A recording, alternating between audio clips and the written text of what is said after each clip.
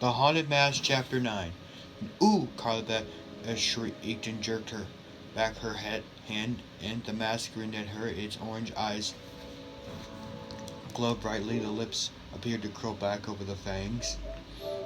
She suddenly felt dizzy. What is going on here? As she staggered back away from the shelves, she realized that the angry cry hadn't come from the mask. It had come from behind her. Carla turned around to see the black-caped store owner glaring at her from the doorway. His dark eyes flashed. His mouth was turned upside down in a murky frown. Oh, I thought Carly Beth started glancing back at the mask. She had still felt confused, her heart pounding loudly in her chest. I am so sorry you saw these, the man said in a low, threatening voice. He took a step toward her, his cape brushing the doorway.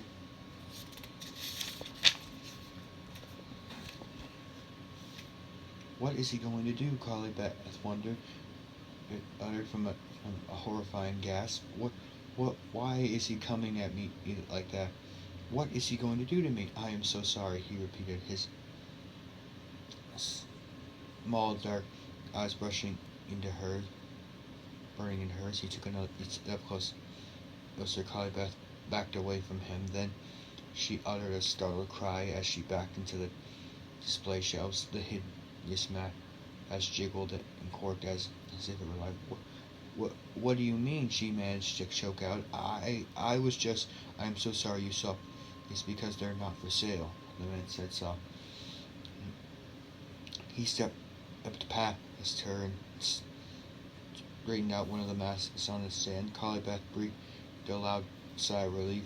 He didn't need to scare her, she told herself. I'm scaring myself. She crossed her arms in front of her coat and tried to force her heartbeat to return to normal.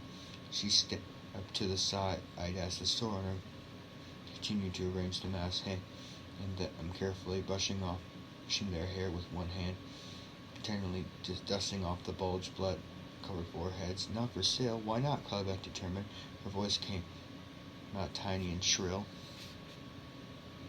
Too scary, the man replied. He turned to smile at her. But I want a really scared one, Carla Beth told her. I want that one. She pointed to the mask she had touched. The mask was the one open mouth and was just too fair. Its terrifying, jagged fangs. Too scary, the man replied, pushing his cape behind his shoulders. But it's Halloween, Carly Beth protested. I have a really scary gorilla mask, the man said, motivating Carly Beth to go back to the very scary. It looks like it's growling. I will give a good price on it since it's so late. Carly Beth shook her head like her arms crossed in front of her. Look, like as I said before, a gorilla mask won't do. It won't scare Stephen Chuck. The man's expression changed. Who? My friends. I have to have that one. It's too scary. I'm almost afraid to touch it. It's perfect. It's too scary, the man replied, lowering his eyes to it. He ran his head over the green. I can't take the responsibility. It looks so real, Carly Beth gushed. They both fainted. I know they will. Then they'll never try to scare me again.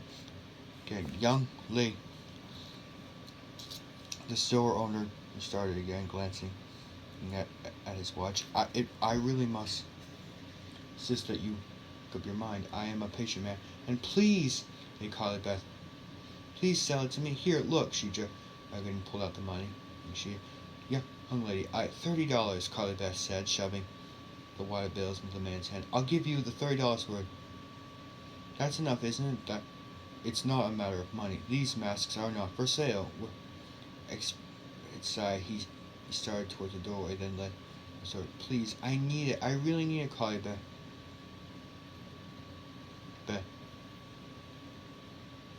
Bag chasing him.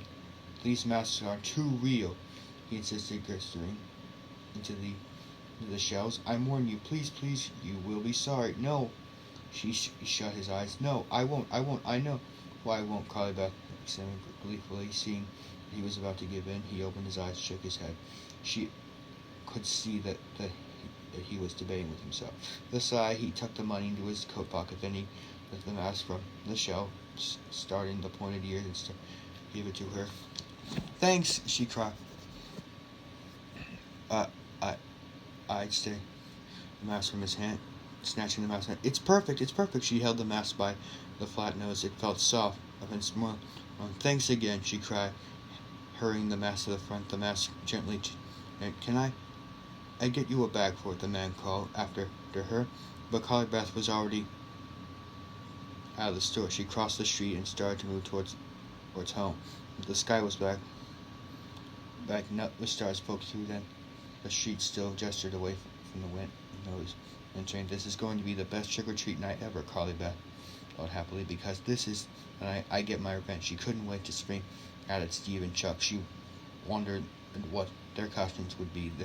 They had both talked about painting their faces blue and dyeing their hair blue and being Smurfs. Laying really and Collie Beth stopped under a streetlight and held up the mask, gripping at it with both hands by its pointed ears. It grinned up at her, the two crooked rows of fangs hanging over its thick, rippling lips. Tucking it carefully under one arm, she ran the rest of the way home. There, you can make it. Stepping at the bottom of the driveway, she gazed up at her house. The front windows all glowed brightly. The porch lights sending white light all over the lawn. "I'm going to try this mask on someone," she thought out early. "I gotta see just how good it is." Her brother's face popped out to her mind. "Noah, of course," she said out loud. "Noah has really been asking for it."